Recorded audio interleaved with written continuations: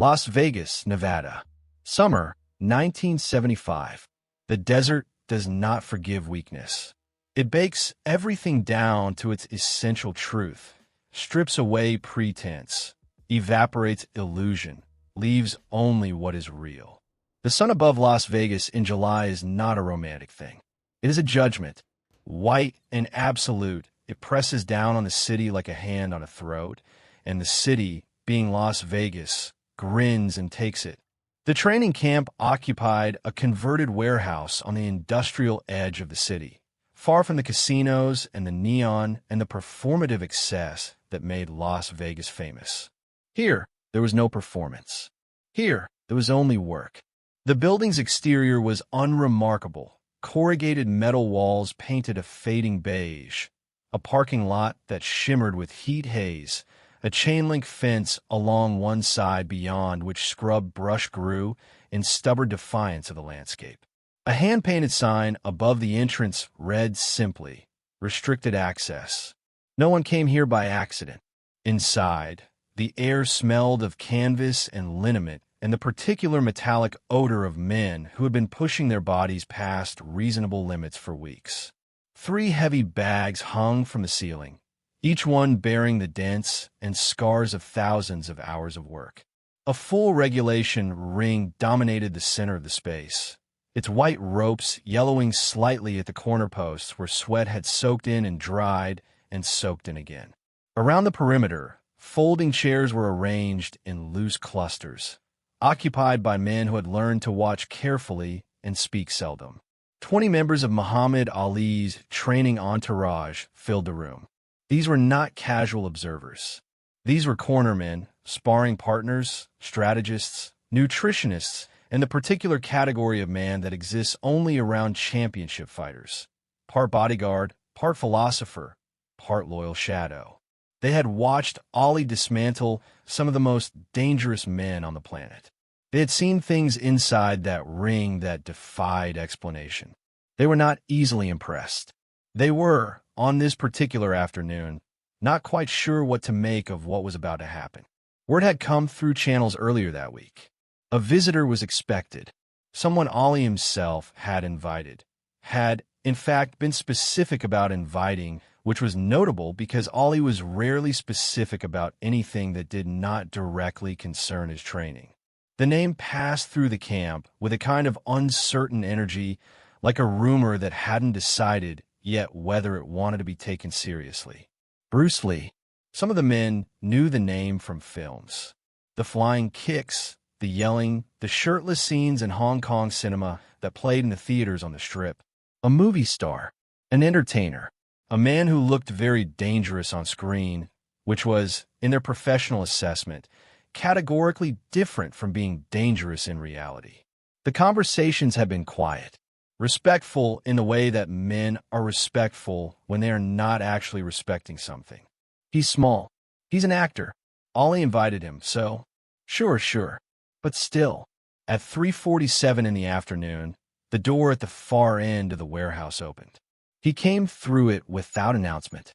No entourage, no trainer walking ahead, no assistant carrying bags. He carried a single gym bag over one shoulder and wore dark slacks with a simple collarless shirt. The sleeves rolled precisely to the elbow. He was, by any measurement the room habitually applied to men who entered it, small. 5 feet 7 inches, 140 pounds at the outside.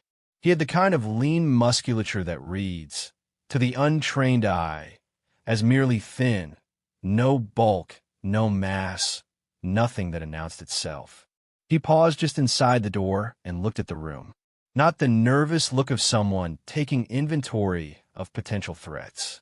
Not the deliberate look of someone performing calm. He simply looked the way a man looks at something he is genuinely curious about. His eyes moved across the heavy bags, the ring, the men in the folding chairs, and finally settled somewhere in the middle distance, as though the room itself was what interested him rather than any particular thing inside it. No one spoke. The men in the chairs looked at him.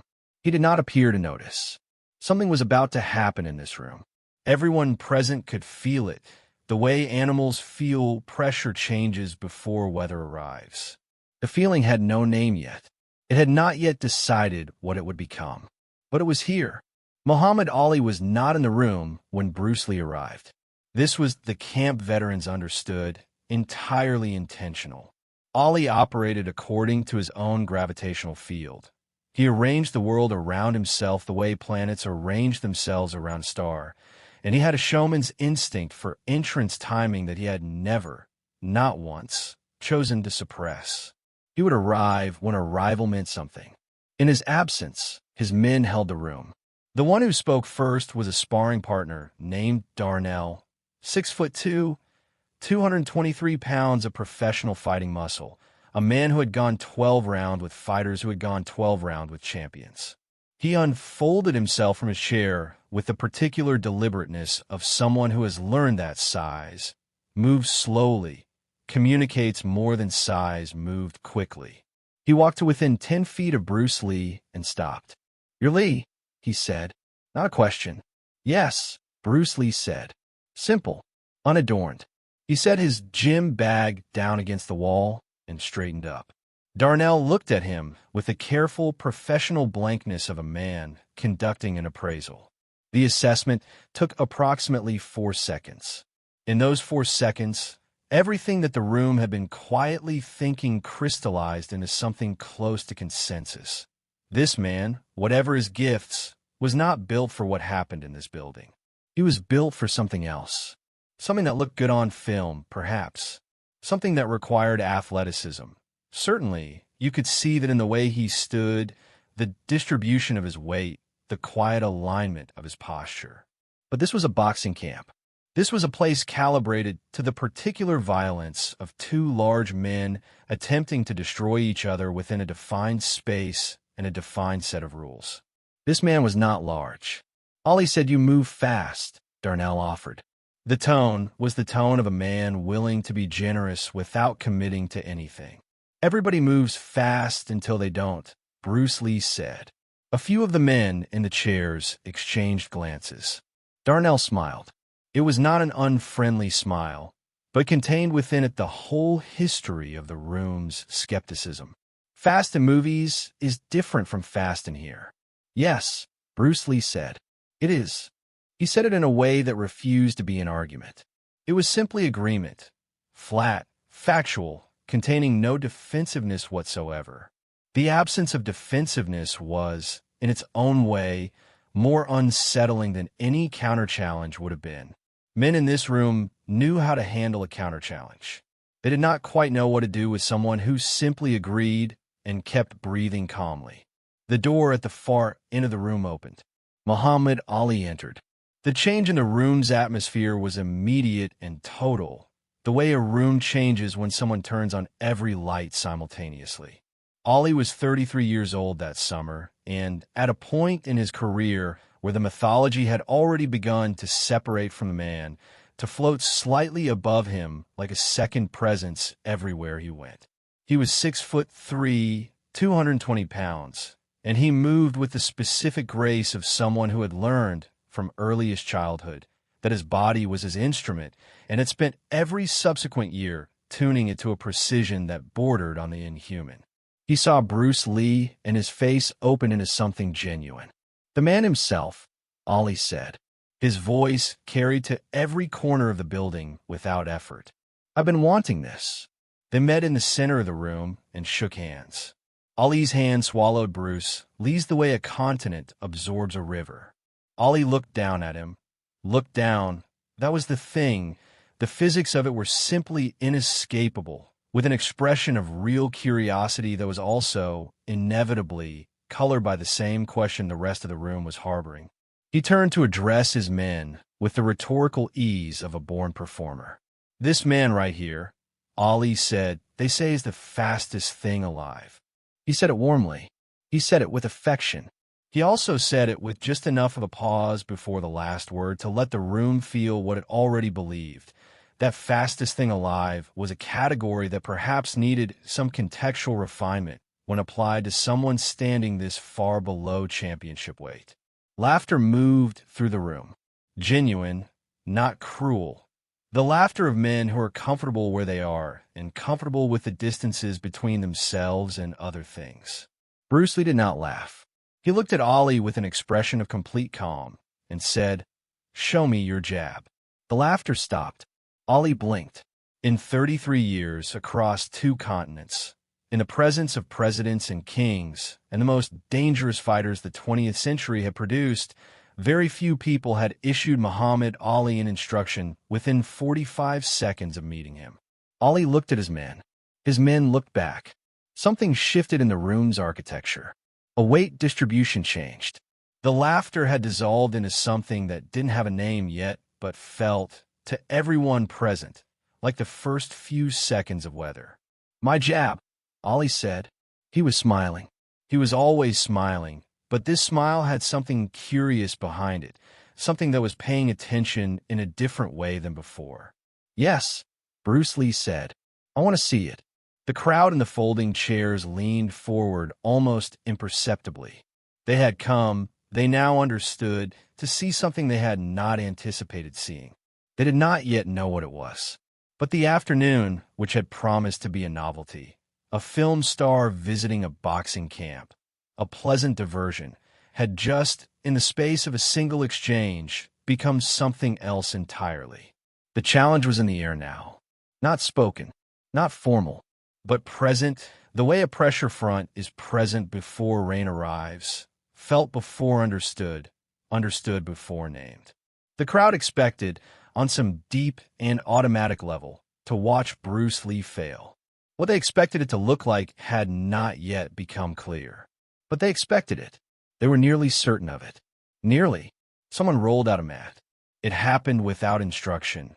One of the cornermen simply stood, retrieved a training mat from the stack against the wall, and laid it in the open space beside the ring. The gesture was instinctive, the way experienced men in gyms make space for what they sense is coming without being told what is coming. Ollie removed his jacket and handed it to someone without looking. Bruce Lee set down his gym bag, unzipped it, and removed nothing. He simply unzipped it, looked at its contents for a moment with the expression of a man confirming that everything is where it belongs, and then left it on the floor.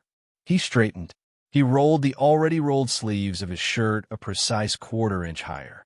That was all. The room had gone quiet in a specific way. Not the absence of sound, but the active suppression of it. Men who had been whispering were no longer whispering. Chairs that had been scraping against concrete were now still. Even the heavy bags, which moved perpetually in the currents of air that moved through the building, seemed to have settled. Ollie assumed position, not formally. He was not performing a stance. He simply stood the way a man stands when he is about to demonstrate something, his weight balanced, his hands coming up with the automatic ease of 10,000 hours. His left foot was forward. His shoulder was turned. His jab hand was raised.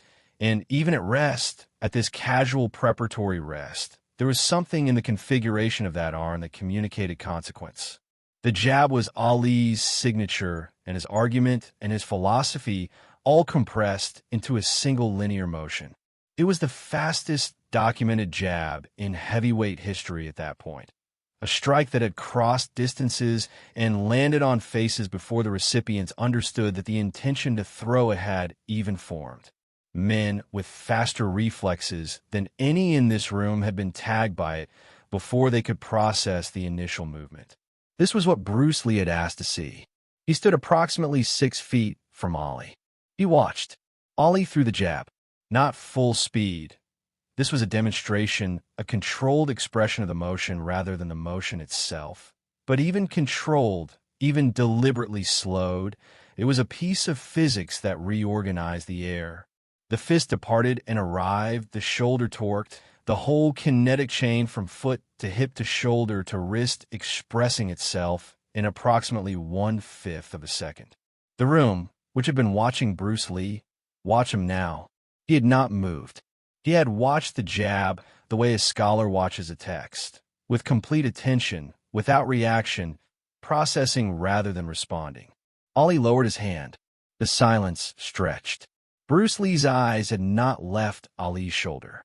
He was looking specifically at the deltoid, the initiating muscle group, the place where intention becomes movement before the hand knows it has been instructed to move. Again, Bruce Lee said. Someone in the chairs exhaled slowly. Ollie threw it again, slightly faster this time. A small, involuntary escalation. Ollie did not know how not to escalate when someone was genuinely watching. This time, Bruce Lee's eyes shifted. Not to track the fist, to something else, something in the setup, something in the mechanical language of the motion that preceded the motion. He was reading the signal before the signal became a fist. You drop your right shoulder first, Bruce Lee said, by 3 centimeters, before your left hand moves. The room did not react visibly, but something moved through it, the invisible current of recalibration, of 20 experienced men quietly revising their assessment of what was happening in front of them. Ollie was quiet for a moment. Every fighter has a tell, he said. Yes, Bruce Lee said. You found mine in 2 throws. I found a tell, Bruce Lee said. You have 3. The air in the room was heavy now. Not hostile. Something subtler and more complex than hostility. The weight of genuine attention. The specific pressure that descends on a space when everyone present understands that something real is occurring. Ollie looked at him. For the first time since he'd entered the building, Muhammad Ali was looking at Bruce Lee without the interpretive filter of size and weight and category.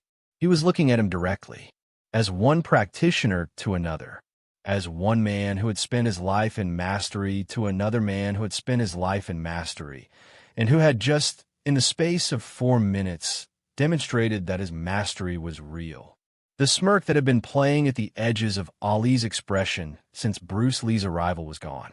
In its place was something rarer from Ali, focused quiet. Bruce Lee said, "Now let me show you something." He turned to face the heavy bag. The room leaned forward. The air was full of something.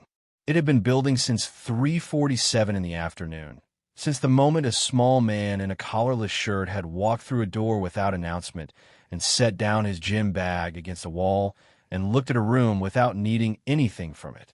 It had been building and building. A signal was given, not a bell, not a formal start, just a slight opening of Bruce Lee's posture, a minimal shifting of weight onto his rear foot, a breath that was neither held nor released, but simply present. And the afternoon, which had waited as long as it was willing to wait, arrived. He moved. The bag weighed 150 pounds. It swung, not from a push, not from a wind-up, a telegraph, a gathering of intent. It swung because something hit it, and that something was a fist attached to a man who had, by every measurement the room possessed, simply not had time to move yet. There was a sound, not the dull thud of a heavy bag absorbing impact. That sound requires mass, requires the momentum of a large body behind a large arm connecting at moderate velocity. This sound was different. It was sharp, dense. The sound of compression, of something rigid meeting something that became, in a fraction of a second, less rigid than it expected to be. The bag swung backward. Hard. Silence. Then what? From somewhere in the chairs. The word unfinished. Ali's eyes had tracked the movement and were still tracking the bag's arc, calculating the force required to move that weight that distance from a standing start with no apparent wind-up. He said nothing. Bruce Lee had already reset. Weight back on his rear foot. Hands where they had been. Breathing unchanged. He moved again. This time, 2 strikes in less time than the room's eyes could separate them. Not a combination in the traditional sense, not attack then attack, but something closer to a single event expressed in 2 simultaneous places. The first strike landed at mid-level. The second, an instant so small it had no name, landed 6 inches higher. The bag lurched sideways, then swung back in a direction that bags do not swing. Darnell was standing now, had stood without deciding to stand. His chair was behind him, and he was not aware of having left it. Ali stepped forward. He was not watching the bag anymore. He was watching Bruce Lee, watching the feet, The hip position, the angle of the shoulder, the economy of the elbow, the way the wrist aligned at impact. He was watching the way a master watchmaker watches another master's movement, with the specific hunger of someone recognizing craftsmanship that operates on principles he has not previously encountered. "Do it again," Ali said. His voice was quiet, completely quiet. The performing Ali, the announcing Ali, the Ali who filled rooms with himself. That Ali was somewhere else. This Ali was a student. Bruce Lee turned from the bag. He looked at Ali. "On something that moves," he said. The room understood what was being proposed before Ali answered. It moved through the 20 men in the chairs like a current. Not alarm. None of them believed anything dangerous would happen. Nothing about this situation called for that particular reading. But something close to held breath, close to the experience of watching someone attempt something that the laws of physics might object to. Ali put up his hands. Not aggressively. Open hands, padwork position, offering a surface rather than threat. Bruce Lee's first strike came from a distance of 18 inches. 18 inches is the length of a forearm. It is not a distance from which anyone generates power. Power in striking is a function of the kinetic chain, hip rotation, shoulder rotation, the travel of the arm, and 18 inches of travel produces, by every principle of physics that the men in this room had spent their careers applying, approximately nothing.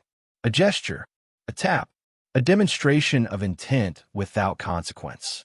The impact of that 18-inch strike against Ali's hands drove him backward. One step backward. Muhammad Ali, who had absorbed the measured violence of Joe Frazier, of Sonny Liston, of George Foreman in Kinshasa at 4 in the morning with the rope of a boxing ring at his back and nowhere to retreat. One step. The room made a sound that was not quite a sound. An exhalation distributed across 20 men, a collective breath released. Ali looked at his hands. Then he looked at Bruce Lee. "How?" he said. Not a full question. The word existing on its own, in the space between what he knew and what he had just felt. "Acceleration," Bruce Lee said. He was not breathing hard. His shirt showed no particular strain. Not distance. Not mass. Rate of change. He demonstrated without the bag, without Ali, just the movement itself in air. The fist departing from stillness and arriving at maximum velocity within 1 inch of travel. The sonic compression of air at the point of impact. The physics made briefly visible. Ali watched with absolute focus. The demonstration lasted 4 seconds. Then something shifted in the room's dynamic, and what shifted was Ali's decision to respond. Not physically, not yet, but intellectually, the way champions respond when they encounter something that challenges their model of what is possible. He started talking. The conversation that followed, the conversation that the 20 men in those folding chairs would spend years trying to accurately reconstruct and never quite succeed, was not a debate. It was not a comparison of styles or a trading of techniques. It was something rarer. 2 men who had each, through completely different paths and disciplines and philosophies, arrived at the outer edge of human physical capability, discovering that the edges they had reached were adjacent. Ali talked about distance management, about the jab, not as a strike, but as a measuring instrument, a constant recalibration of range that made the cross inevitable when it came. Bruce Lee talked about interception, about the highest principle of combat being the neutralization of an attack before it arrives. Not blocking, not dodging, but occupying the space an attack would move through before the attack moves through it. Ali said, "You're talking about reading minds." Bruce Lee said, "I'm talking about reading bodies. The mind is too slow. The body announces everything before the mind can prevent it." The room listened. These were not philosophical abstractions being aired between intellectuals in a comfortable setting. These were operational principles being exchanged between 2 men who had tested them in conditions where being wrong had consequences measured in broken things. The men in the chairs understood this.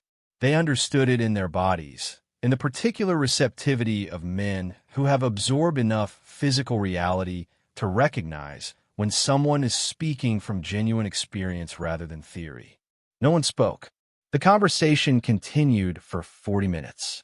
And when Ollie finally demonstrated his footwork, the specific geometry of his lateral movement, the way he maintained perpendicularity to an opponent while covering ground, Bruce Lee watched with the same total attention he had given to everything else, and then asked a question so precise that one of the cornermen later said he felt the temperature in the room drop slightly when he heard it. The question was, "What do you do when the angle closes?"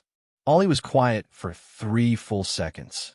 Then he smiled, the real smile, the one not for cameras. "I make a new angle," he said. "Yes," Bruce Lee said. "That's it exactly." At some point, without anyone marking the transition, the demonstration was over. Not because something concluded, not because anyone declared an end or checked a clock or made a formal gesture of completion. It ended the way real things end, by simply arriving at its own natural boundary. The way a conversation between two people who understand each other reaches a point where everything necessary has been said, and continuing would be the lesser choice. Bruce Lee stood in the center of the mat. He picked up his jacket. He did not put it on immediately. He folded it over one arm with the same precision he applied to everything else. A small, private adjustment of cuff, a slight alignment of lapel. The room was quiet, not the quiet of before, when 20 men had been suppressing sound in anticipation of something. This was a different quiet, the quiet of an aftermath, of men sitting in the wake of something they had witnessed and were now, individually and collectively, beginning the long process of understanding. Darnell was still standing. He had not returned to his chair. He was looking at the heavy bag, which had settled into stillness, and then at Bruce Lee, and there was in his face an expression that had no simple name. Not embarrassment, not quite awe, something located in the territory between the realization that you have been wrong about something and the deeper realization of how long you have been wrong about it, and how comfortably wrong you were. One of the younger men in the chairs leaned to the man beside him and said, very quietly, "Did you see the second one? The second strike?" The man beside him said nothing, just nodded. He was still looking at the bag. Ollie stood with his hands clasped behind his back, watching Bruce Lee make the small adjustments that were apparently necessary before he was ready to leave. The showman in Ollie, the performer, the man who had never in his adult life been comfortable in genuine silence, was elsewhere. The man standing there was simply watching with an attention that had shed everything unnecessary. "You should fight," Ollie said. It was not a challenge. It was something closer to a scientific observation, the conclusion of a man who had spent his career identifying the presence of a specific quality in other people and was identifying it now. Bruce Lee looked at him. "I do fight," he said. "I mean publicly. For audiences. Audiences change the nature of the thing," Bruce Lee said. "The thing I'm interested in has no audience." Ollie considered this for a moment. There was something in the formulation that resisted him. Ollie had never been interested in anything that had no audience, had in fact built an entire philosophy and career on the proposition that the audience was part of the event, that combat without witness was a lesser thing. But he could hear in Bruce Lee's statement something that was not a philosophy chosen for effect, not a position taken for impact.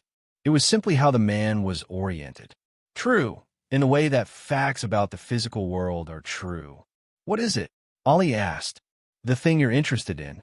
Bruce Lee looked at him for a moment.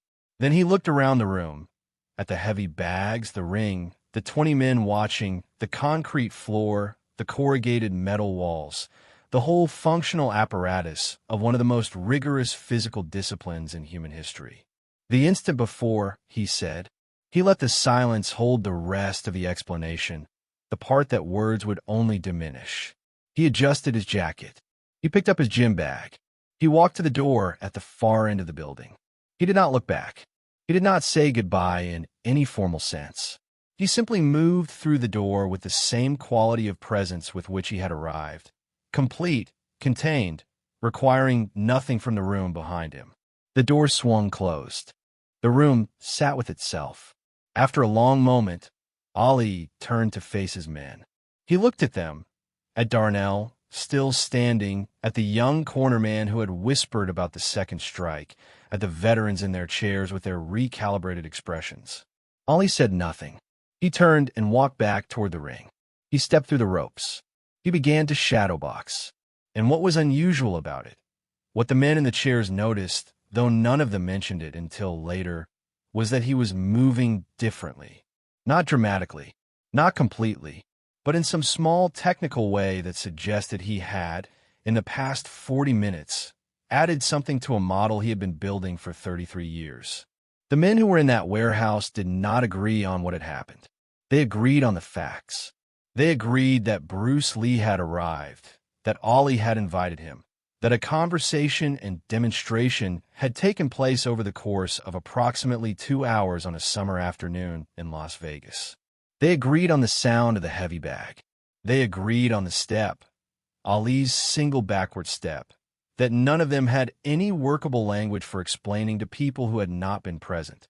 But what the afternoon meant, what it was, this became the substance of decades of conversation.